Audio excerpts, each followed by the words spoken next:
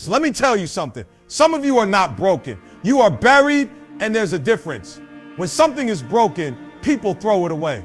But when something is buried, it's not dead. It's just waiting for the right season to rise again. And the tragedy is, too many of you have mistaken your burial for your funeral.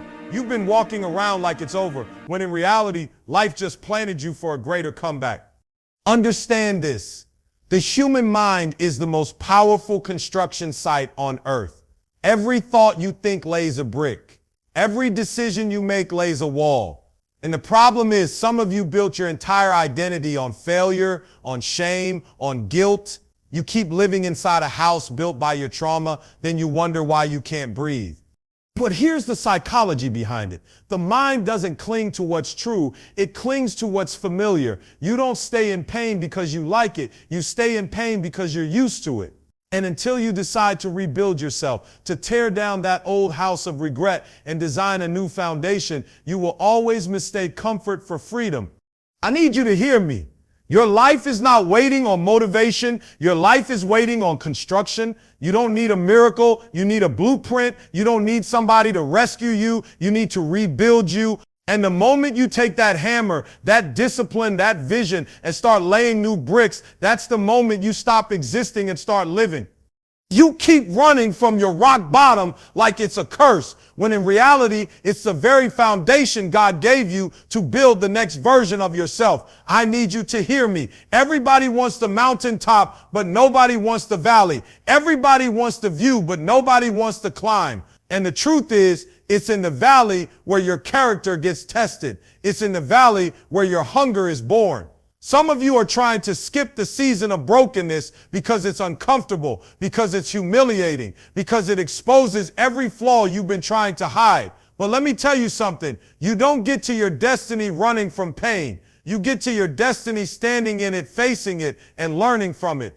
Think about it. The most powerful stories in history, the ones that inspire generations, didn't come from people who avoided rock bottom. They came from people who hit the ground so hard they thought it was over. But instead of staying there, they used that ground as the very place to push themselves back up. You remember Nelson Mandela, 27 years locked up in a cell, forgotten by the world, stripped of his freedom. For some men, that's death. That's the end. But Mandela used prison as a training ground, as a university of the soul. And when he came out, he wasn't broken. He was rebuilt. He wasn't just free. He became the instrument of freedom for a whole nation. That's what happens when you stop running from your rock bottom.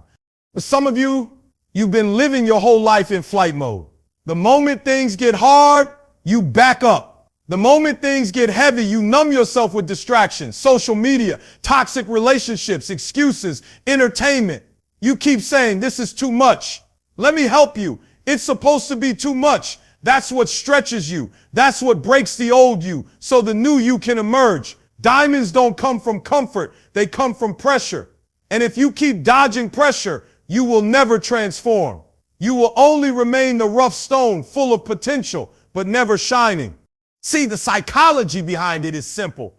The brain is wired for survival, not success. Your brain wants you safe, not great. So every time you hit that low point, your brain screams, escape, get out, find comfort, and you listen to it because comfort feels good in the moment. But greatness demands the exact opposite. Greatness says sit in the fire. Greatness says stay when everything in you wants to run. Greatness says take one more step when your legs are shaking, because that's when you shift from existing to evolving.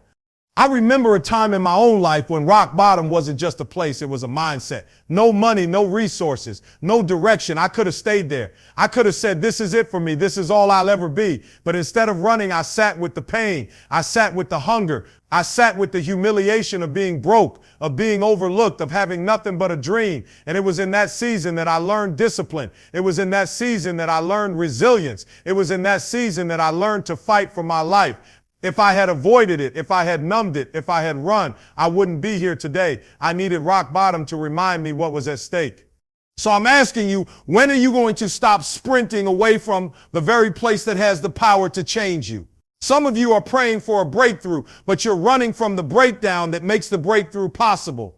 You want resurrection, but you don't want crucifixion. You want harvest, but you don't want to till the soil. Life doesn't work like that. The seed has to break before the tree can grow, and so do you. The world doesn't respect people who avoid the fire. It respects people who walk through it and come out refined. Your family doesn't need you to hide your rock bottom. They need you to overcome it so you can be an example. Your kids don't need a perfect parent. They need a resilient parent who shows them how to rise. Your legacy isn't built on how smooth your path was. It's built on how many times you fell and still got back up. So here's the challenge. Stop running. Stop numbing. Stop distracting yourself. Sit in your rock bottom long enough to feel the weight, to learn the lesson, to find the hunger, because the moment you stop running is the moment you start rebuilding. And that's when your rock bottom transforms from the place you hated into the foundation you needed. You keep looking at your pain like it's some kind of punishment, like life is picking on you, like the universe singled you out to suffer. But let me help you. Pain is not punishment, it's preparation. The reason you can't see it that way is because you're so focused on what's happening to you that you can't see what's happening for you. You're measuring your pain against your comfort when you should be measuring your pain against your calling. Every champion you've ever admired, every leader you've ever respected, every icon you've ever quoted, they didn't get there because life was easy. They got there because pain prepared them for platforms their comfort could never carry. Do you think Muhammad Ali became the greatest by throwing punches in silk sheets? No. He became the greatest because he suffered, because he trained when his body screamed stop, because he endured pain that would have broken weaker men. Pain wasn't punishment for him, it was preparation. And when the world saw the glory in the ring, they didn't realize it was the pain behind the scenes that built that man. Some of you are praying for opportunities you're not even built for yet. You're asking for the stage, but you haven't built the stamina. You're asking for the blessing, but you haven't endured the burden. And life in its wisdom is preparing you through pain. That betrayal you cried over, that wasn't punishment. That was preparation for leadership, because leaders have to deal with betrayal. That job loss you thought was the end, that wasn't punishment. That was preparation, teaching you how to hustle, how to reinvent, how to survive when the paycheck stops coming. That heartbreak that shattered you, that wasn't punishment. That was preparation, teaching you self-worth, teaching you what love should and should not be, teaching you how to stand whole before you connect with somebody else. But here's the problem. You keep misinterpreting pain. The brain doesn't like it. The body resists it. And because it's uncomfortable, you've labeled it as punishment. But think about this. When you go to the gym and you push your body past its limits, what happens? You feel pain. Your muscles ache. Your lungs burn. And in the moment, it doesn't feel like a gift. It feels like suffering. But you know what's happening? Growth. Your body is literally being torn and rebuilt fiber by fiber to come back stronger. The same thing happens in life. Pain is the resistance that builds your resilience. Without it, you'd stay weak. Without it, you'd stay small. Without it, you'd stay soft. Let me be real with you. Some of you can't handle your next level right now. If the blessing came today, it would crush you. If the money dropped in your account right now, you wouldn't know how to manage it. If the opportunity knocked today, you wouldn't be disciplined enough to keep it. That's why life has you in the fire. That's why it feels heavy. That's why you're going through seasons that break you down. Not to punish you, but to prepare you. So when the door opens, you can walk through it with strength, not stumble through it with weakness. I remember seasons where I was broke, where I was tired, where I was frustrated with God. Like, why me? Why do I have to go through this? But looking back, I realized if I hadn't gone through those valleys, I wouldn't have the grit, the discipline, or the clarity I have now. If I hadn't endured pain, I wouldn't have been prepared for the platforms I stand on today. My pain wasn't there to destroy me. It was there to develop me. And I need you to flip your perspective the same way. Stop asking, why me? Start asking, what is this preparing me for? Stop crying about how heavy it is and start thanking God that He's trusting you to carry weight, because the heavier the weight, the stronger you're going to get. The deeper the pain, the greater the preparation. Listen to me. A seed has to break before it grows. A caterpillar has to struggle in the cocoon before it flies, and you have to endure pain before you can rise into purpose. So don't curse your pain. Embrace it. Don't run from it. Lean into it. Don't despise it, because the very thing that's hurting you today might be the thing that helps you tomorrow.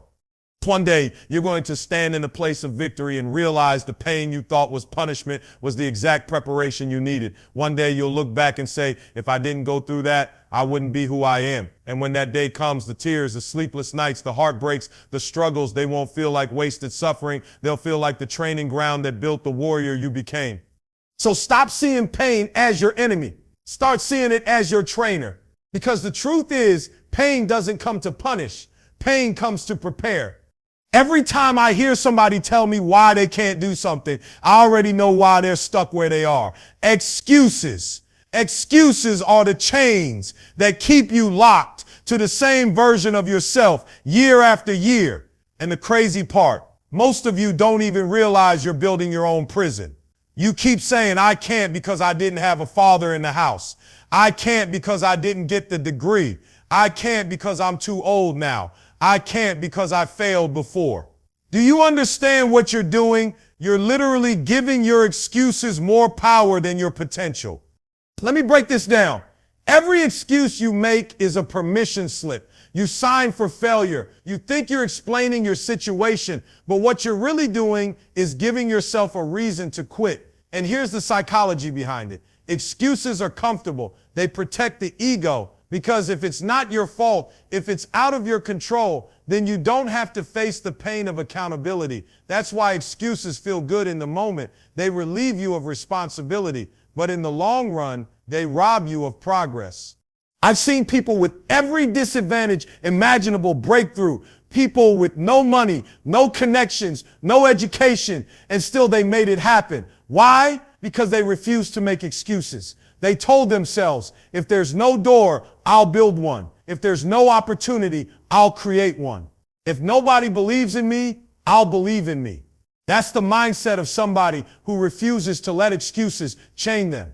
And let me make it real for you. Life doesn't care about your excuses. Life only respects execution. You can go to your boss, your teacher, your coach, your family with a list of reasons why you couldn't. And guess what? The result is still the same. You didn't. The scoreboard doesn't care if you were tired, if you were stressed, if you were busy. It only cares if you showed up and delivered. So the longer you cling to excuses, the longer you stay in the same cycle. Here's what you've got to understand. Breaking the cycle of excuses requires brutal honesty. You have to look yourself in the mirror and admit, I didn't fail because I couldn't. I failed because I wouldn't. I didn't fail because I didn't have a chance. I failed because I didn't take the chance I had. And once you get to that level of ownership, the game changes. Because when it's your fault, it means it's also your fight. And if it's your fight, you've got the power to win it. Think about it. Some of the greatest stories you've ever heard came from people who had every excuse to quit, but they didn't. Oprah Winfrey came from poverty, abuse, and rejection. Excuses were right there for her to use, but she broke the cycle. She decided her future wasn't going to look like her past. Same thing with people like Nelson Mandela. He sat in prison for 27 years. 27 years. He could have said, that's it, my life is wasted. But instead, he came out stronger, wiser, and ready to lead a nation. You can't tell me your excuses are bigger than theirs. But here's the truth.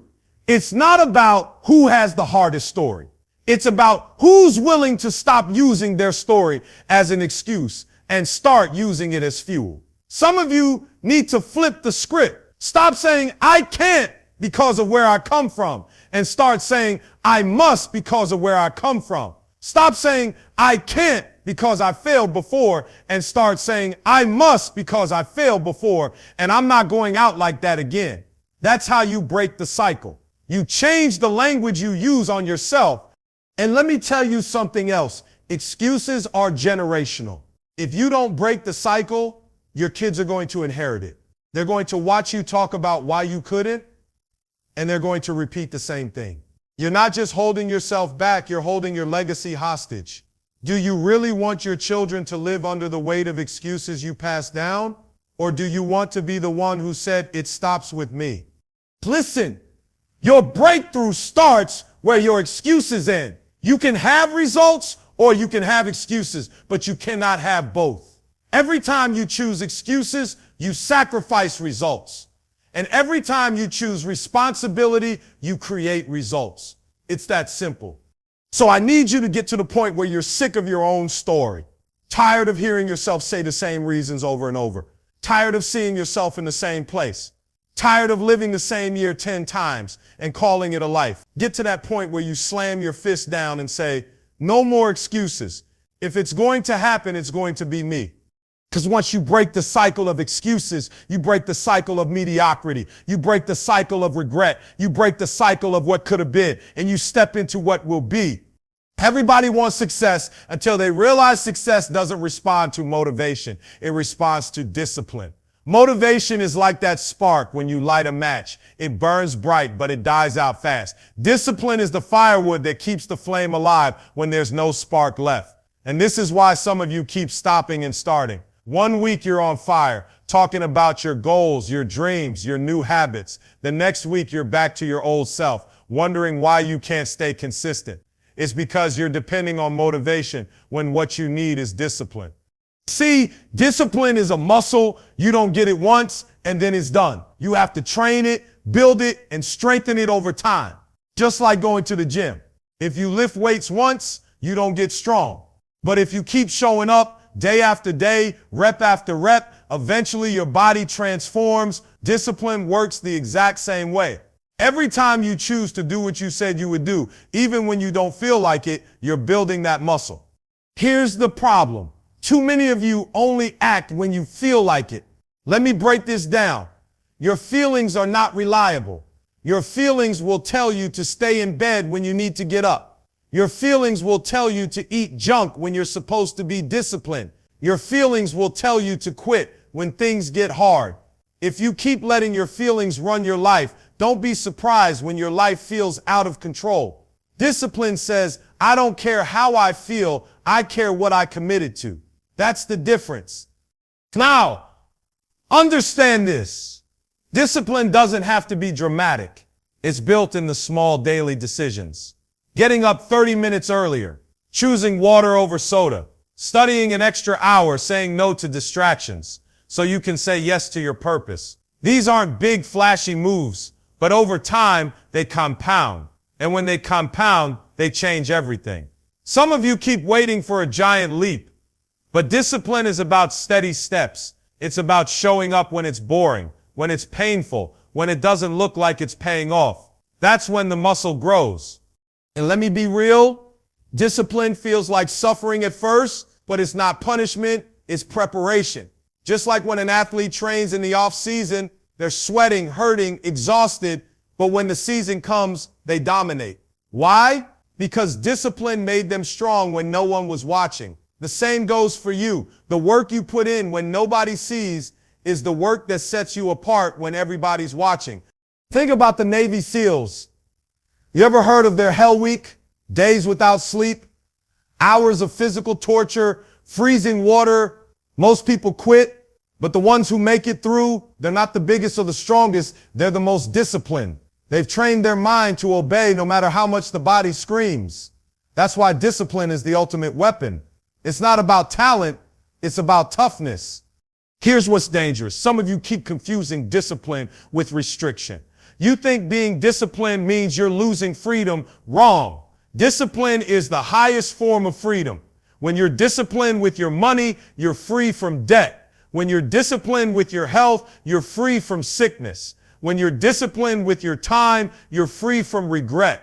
The people who live without discipline are the ones in chains, chained to bad habits, chained to stress, chained to mediocrity. Discipline isn't taking from you, it's giving to you.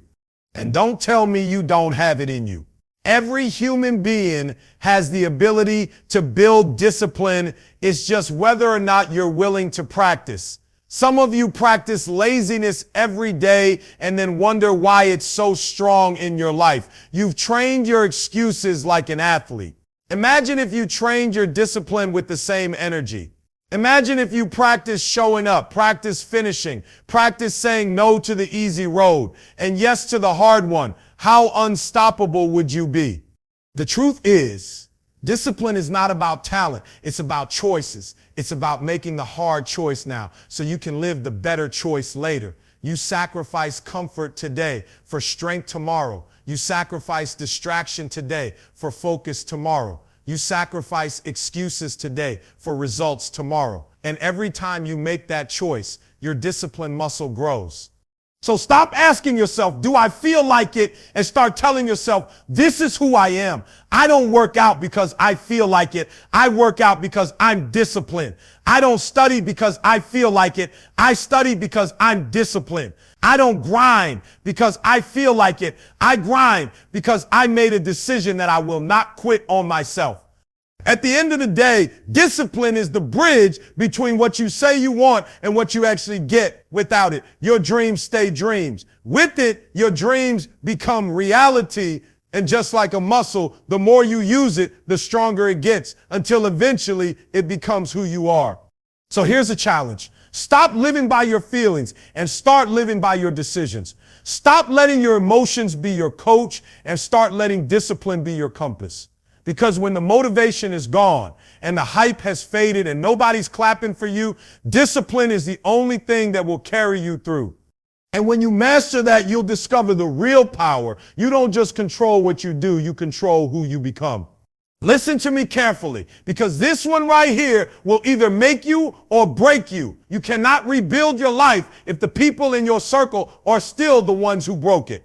Some of you are wondering why you keep going in circles, why you can't move forward, why no matter how hard you grind, it feels like you're dragging dead weight. It's not because you're weak, it's because your circle is weak. You're trying to build a skyscraper while hanging around people who think like shacks. You've got to understand human psychology. We mirror the people we spend the most time with. If you're constantly surrounded by negative, lazy, excuse-making, dream-killing energy, I don't care how motivated you are, eventually it will rub off on you. Science calls it social contagion. The behaviors, attitudes, and emotions of the people around us spread into us like a virus. That's why if your friends are broke, complaining, always blaming others, chances are you'll either become just like them or spend your life fighting their gravity. And that's exhausting. But if you put yourself in a circle of people who are disciplined, driven, vision-oriented, then guess what? That energy infects you too. Suddenly, excellence is the standard. Suddenly, you don't have to explain why you're working late or waking up early. They get it. You don't look crazy for wanting more because they want more too. That's the difference between being pulled down by your circle or being pulled up. Some of you are loyal to the wrong people. You're loyal to people who aren't loyal to your growth. You've got friends who are comfortable with you at your lowest because it makes them feel better about themselves. But the moment you start leveling up, they get quiet, they get distant, they get negative. You think they're your support, but really they're your ceiling. You've got to make a decision. Are you going to keep protecting dead weight or are you going to protect your destiny? And let me be real with you. Rebuilding your circle doesn't mean you hate people. It means you prioritize purpose. I'm not telling you to cut everybody off cold, but I am telling you that access has to be earned. Not everybody should have the same seat at your table. Some people belong in the audience, not on stage with you. Some people can be acquaintances, but they don't get to be accountability partners. The people in your circle should feed your faith, not your fears. They should challenge you, not coddle your excuses. Think about every champion you know.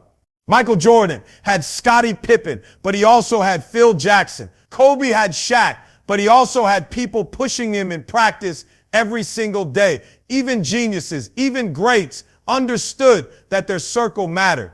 Iron sharpens iron. You can't get sharp hanging around butter knives. Now, don't get this twisted. Rebuilding your circle doesn't mean you only look for successful people. Sometimes the right circle is made of people who aren't where they want to be yet, but they're hungry, they're disciplined, they're grinding. Hunger is contagious. Discipline is contagious. Drive is contagious. I'd rather be with 5 hungry people on the way up than 10 comfortable people sitting on the couch. And here's the truth. Sometimes the hardest part of rebuilding your circle is that it exposes you, because if you get around people who are truly grinding, they won't let you hide. They won't let you stay average. They'll call you out when you're slipping. They'll push you when you want to quit. That's uncomfortable, but that's exactly what you need. A circle that makes you uncomfortable enough to grow.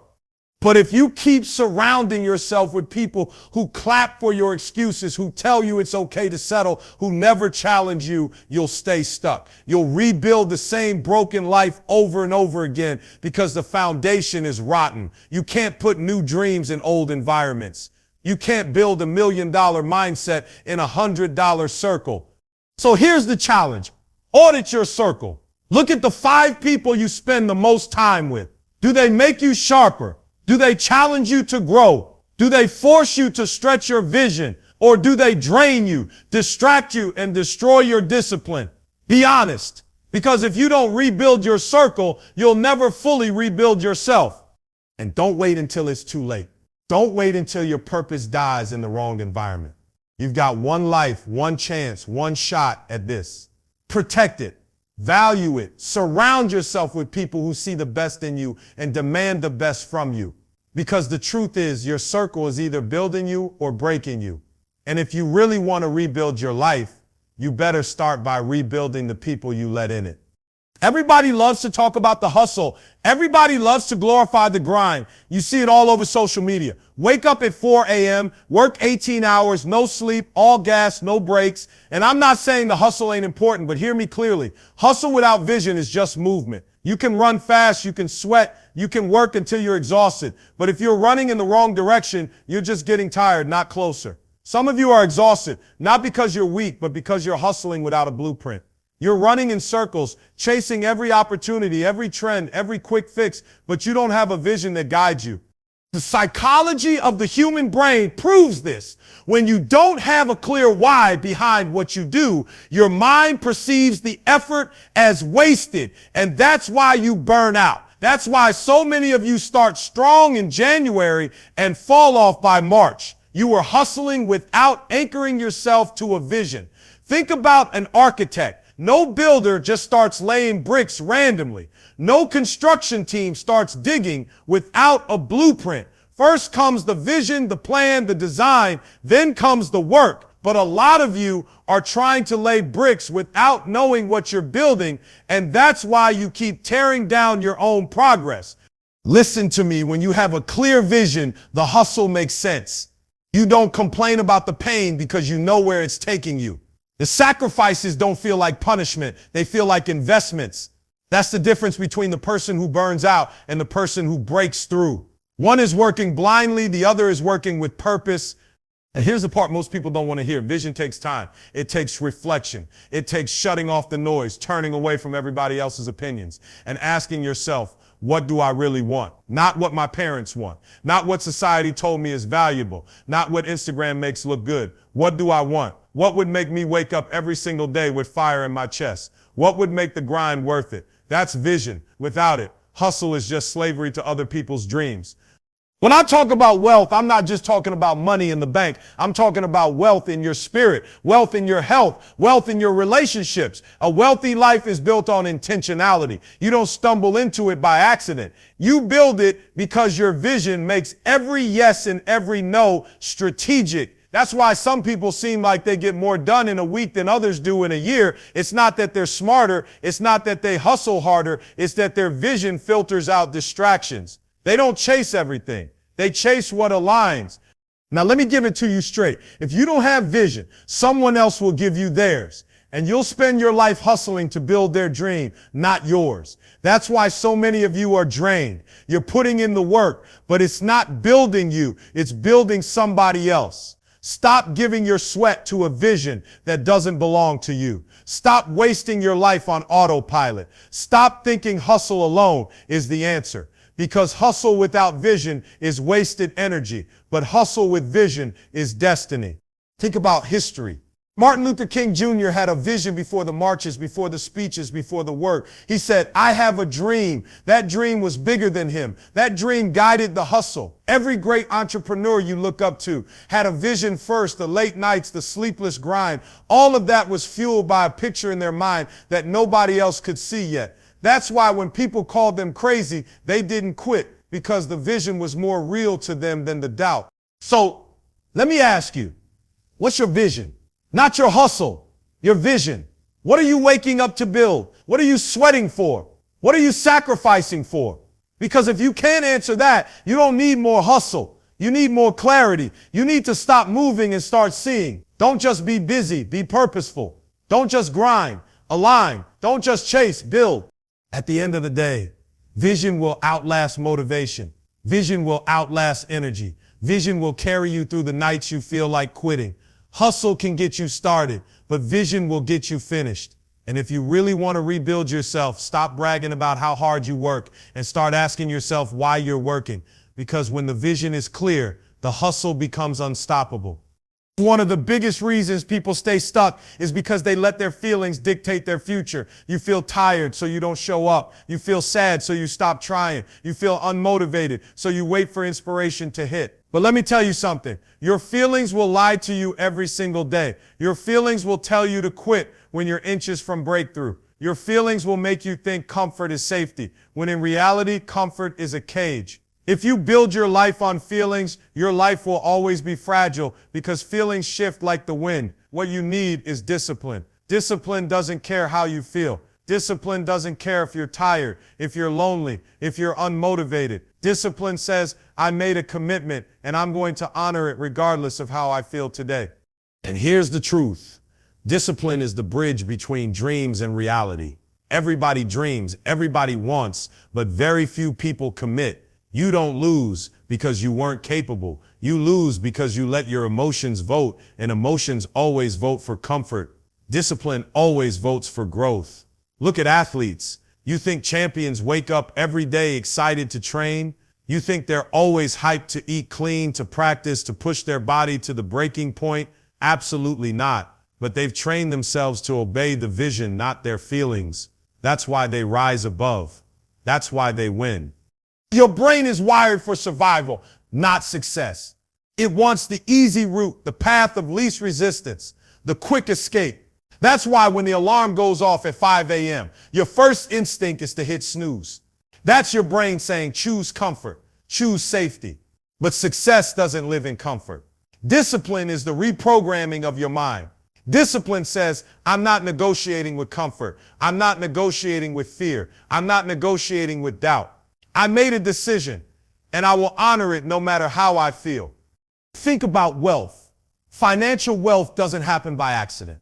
You don't just stumble into savings, investments, or assets. You don't just wake up one day with financial freedom. It's built brick by brick through discipline. Discipline to save when you want to spend. Discipline to invest when you want to splurge. Discipline to study when you want to relax.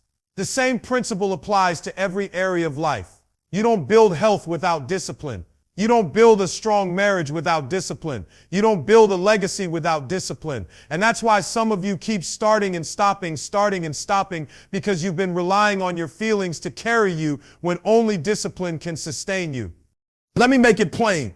Motivation is what gets you started, but discipline is what gets you finished. Feelings are temporary, but discipline is permanent. You can't trust feelings, but you can train discipline. When you're disciplined, you don't need to feel like it. You don't need the hype. You don't need the applause. You just do it because you made a vow to yourself and you refuse to break that vow. That's how you rebuild yourself. That's how you create a version of you that cannot be shaken by circumstance. History proves this. The greatest thinkers, leaders, entrepreneurs, revolutionaries, they weren't moved by feelings. They were grounded in discipline. Nelson Mandela didn't endure 27 years in prison because he felt like it. He endured because he had disciplined himself to stay true to his purpose. Look at every single success story and you'll see discipline at the root. So let me ask you, what's running your life right now? Your discipline or your feelings? Because if it's your feelings, you'll keep quitting every time it gets hard. You'll keep breaking promises to yourself. You'll keep letting comfort rob you of greatness. But if it's discipline, you'll become unshakable. You'll become consistent. You'll become dangerous in the best way possible, because nothing can stop a person who shows up no matter how they feel. Stop asking yourself if you feel like it. Start asking yourself if it's aligned with who you said you want to be. Stop letting feelings drive your future and let discipline build your destiny, because the truth is, your feelings are passengers. They come and go. But discipline is the driver. And if you really want to rebuild yourself, if you really want to rise from where you are, stop living like a slave to your emotions and start living like a soldier of your vision. That's how you separate the dreamers from the doers, the talkers from the builders, the temporary from. One of the most dangerous mistakes you can make when you're trying to rebuild yourself is thinking you can do it in the wrong environment. You can't build a mansion in a junkyard. You can't plant a seed in concrete and expect fruit. And yet so many of you are trying to rise while surrounded by people who are pulling you down. You keep wondering why you can't stay consistent, why you can't stay focused. But look around. Your circle doesn't match your vision. You say you want to grow, but you're hanging out with people who are comfortable staying small. You say you want to build wealth, but you spend your time with people who spend more than they earn. You say you want discipline, but you let lazy voices become your soundtrack. That's not just slowing you down. That's destroying your foundation. So let me make it clear. There are only two types of people in your life: builders and destroyers. Builders are the ones who hold you accountable, who push you, who challenge your excuses, who refuse to let you settle. Destroyers are the ones who drain you, who laugh at your vision, who normalize failure, who keep you circling the same block of mediocrity year after year. Builders will confront you with the truth, even if it hurts. Destroyers will comfort you with lies, because they don't want you to grow beyond them. Listen to me carefully. Energy is contagious. If you're always around negative, toxic, lazy energy, don't expect to be positive, disciplined, and hungry. You can't outwork an environment that's working against you. Even science proves this. You are the average of the 5 people you spend the most time with. That's not just a cute quote. That's psychology. The human brain is wired for mirroring. You unconsciously imitate the values, behaviors, and attitudes of those around you. So if your circle doesn't push you higher, your circle is holding you hostage. This is why wealth builders surround themselves with other wealth builders. They don't hang with complainers. They don't hang with excuse makers. They don't hang with people who hate on success. They stay close to those who think bigger, those who innovate, those who create. You'll never see a billionaire sitting around gossiping about who failed. They're too busy masterminding about who's next to succeed. So if you're serious about rebuilding yourself, you need to get ruthless about your circle. Stop trying to be loyal to people who aren't loyal to your future. Stop keeping company with people who only clap for your comfort but get silent when you pursue greatness. And I know it's not easy. Some of the destroyers are people you love. Some of them are family. Some of them are lifelong friends. But hear me, love them. Don't let them lead you. Care for them, but don't let them control your destiny. You can still love someone and create distance, because your purpose is too valuable to be diluted by small-minded conversations. Every time you hang around the wrong people, you're paying rent in their house of limitation instead of investing in your own foundation. Look back at history. Every revolution, every movement, every great achievement was fueled by a circle of builders. Martin Luther King didn't march alone. Steve Jobs didn't innovate alone. Mandela didn't endure alone. Every one of them had people around them who built with them, who carried weight with them, who refused to let them fold under pressure. Builders remind you who you are when you forget. Builders push you when you stall. Builders help you rebuild when you're too weak to lift the hammer.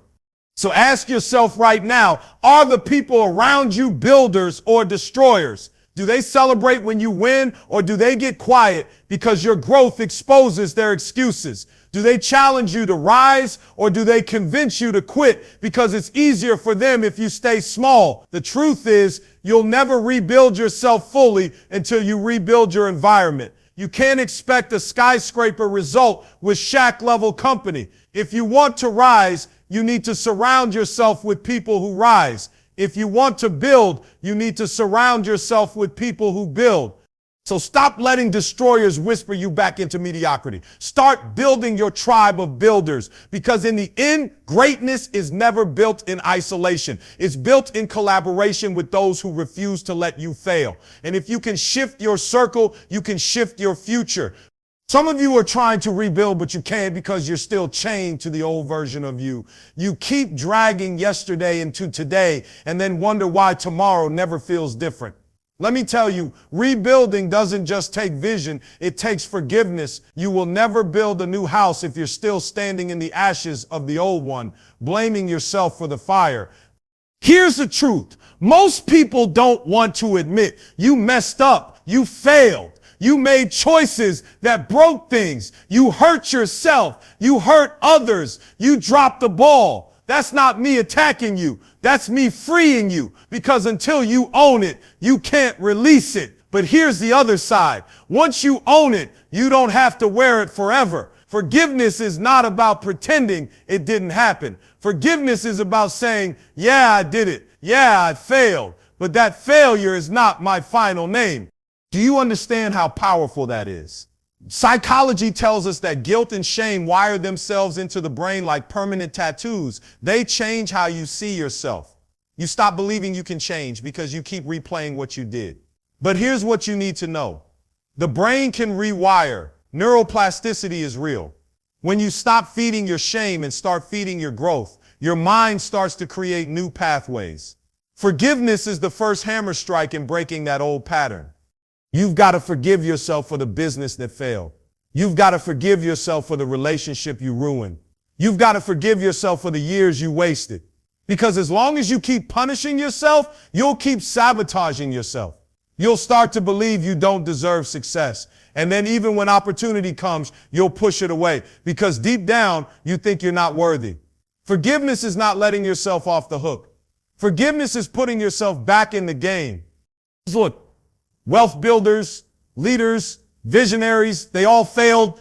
You think the people at the top never messed up? They just refused to let guilt write their ending. They made peace with their past so they could focus on their future. That's why some of you are stuck. You're still on trial for a crime that's already been paid for. And let me break it to you. You are the judge, the jury, and the prison guard in your own life. The only one keeping you locked up is you.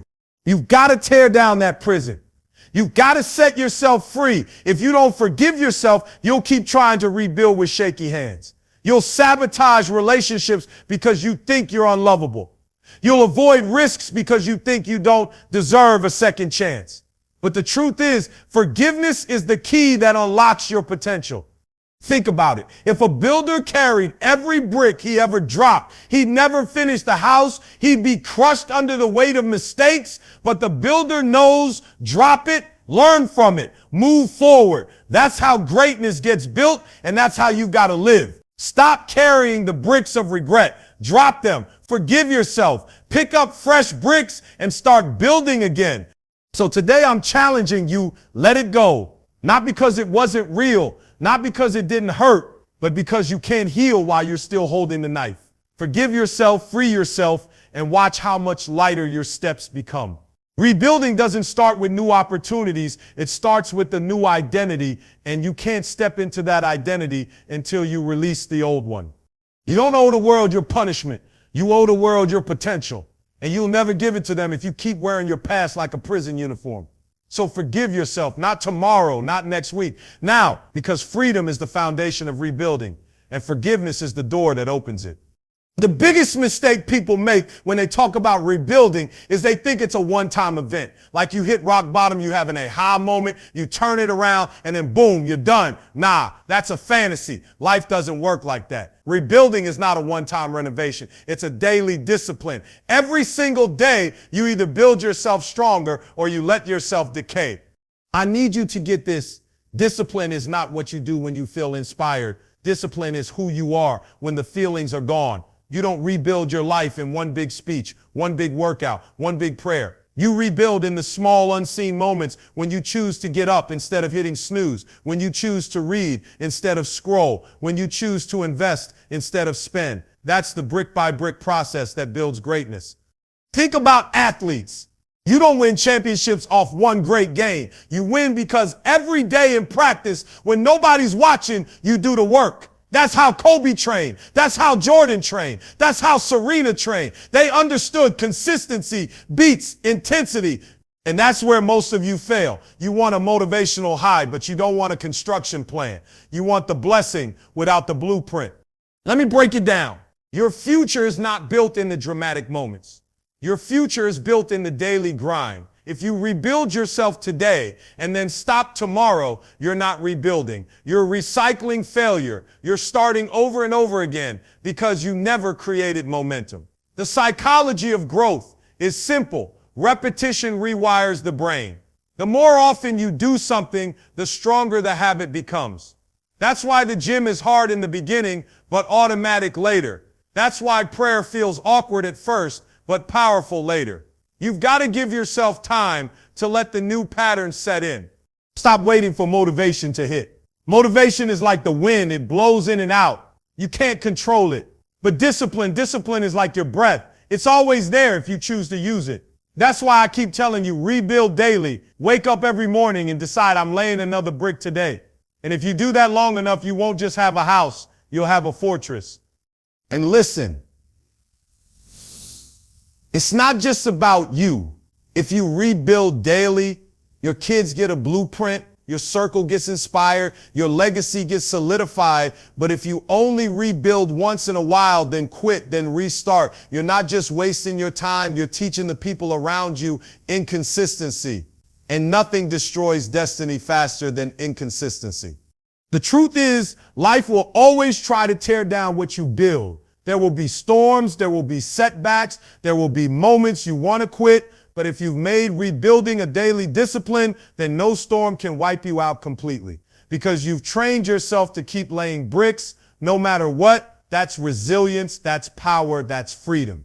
So hear me, don't treat this like a project. Treat it like a lifestyle. Rebuilding is not something you do once and brag about. Rebuilding is something you do daily until it becomes who you are. And when that happens, success is no longer an event. It's your identity. The old you may have broken down, but the new you, the disciplined you, the daily you, that version is unshakable. Rebuild daily, and eventually you won't just rise, you'll reign. Listen to me, this is not about inspiration. This is about transformation. You've heard every word, you felt the fire, but now it's on you. Nobody's coming to save you. Nobody's going to lay those bricks for you. Your pain was real. Your past was real, but so is your future. And the only way to honor everything you've been through is to rebuild yourself into the version of you that refuses to quit. Don't let today just be a moment you felt good. Let it be the day you made a decision. Because decisions shape destiny. From this moment on, choose discipline over comfort. Choose growth over excuses. Choose to show up for yourself when no one else will. Rebuilding isn't an event, it's your new way of life. Every morning, wake up with the mindset, I'm laying another brick. Every night, go to sleep knowing you've advanced your future. And if you stay consistent, your comeback will outshine every setback. So here's the call. Stop existing, start building. Tear down the old, construct the new, and show the world what it looks like when someone refuses to stay broken.